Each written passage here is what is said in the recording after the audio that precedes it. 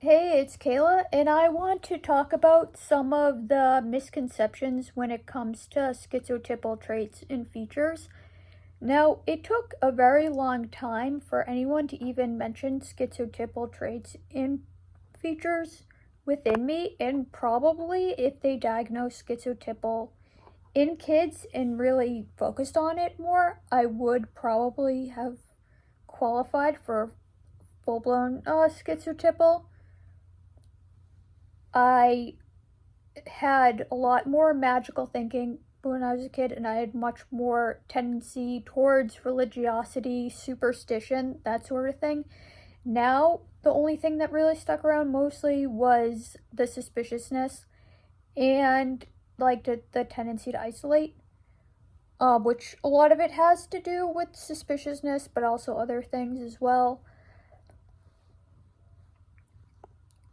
Now, part of why I bring up like suspiciousness and like cluster A is to try to create a space that's very accepting of cluster A, including people who have more tendency to be suspicious. And the reason is I think that just because something is outside of the norm, like you're more suspicious than others, doesn't mean it's a bad thing. And in fact, I think having above average suspiciousness is quite a good thing.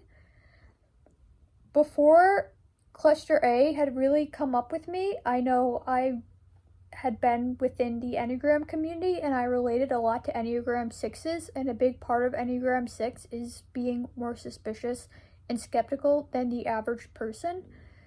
And I think a lot of people who want to write me off as like crazy and paranoid are very antagonistic people who have a lot that they want to hide. So that's why they want to write me off. But just because you're outside of the norm doesn't mean you're less valid.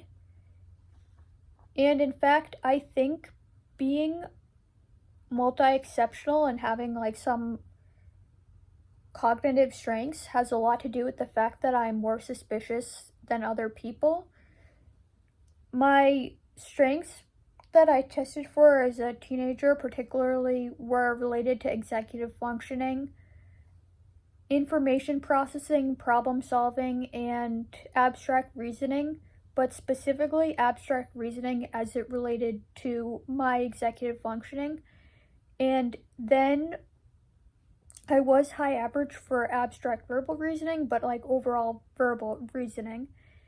And I also tested to have struggles in visual spatial stuff, like related to tracking, and also fine motor skills and difficulty with math. And now those types of difficulties are retroactively found in adults with more schizotypies. So I do think if schizotypies was focused on more in childhood, then chances are I would come up as that. I think probably I had more moderately reducing schizotypies, and then now I'm just test for mostly suspiciousness. And that would also explain the conflicting diagnoses I have a tendency to get.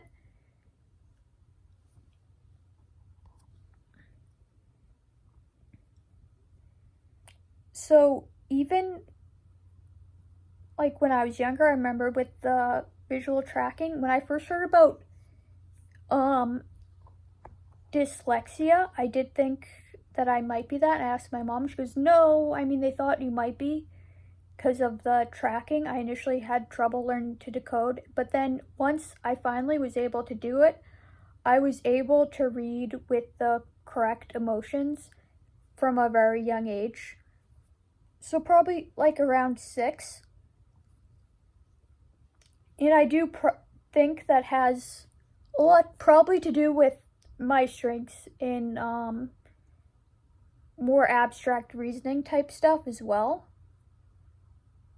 And I think that's why I tend to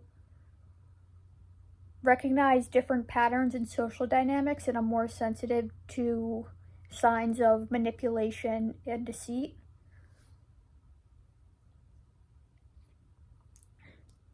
So, yeah, I think when people either say that I'm just crazy and paranoid, a lot of times they're either hiding something or I'm suggesting things that they don't want to consider. And they recognize that my reasoning is pretty good. The same with the people who make this odd claim that I'm pretending to be crazy, but I can't be crazy because I'm too rational, which those two ideas seem to conflict. And I think that's probably their way in trying to explain why what I'm saying seems like a pretty reasonable possibility, but they don't want to believe it.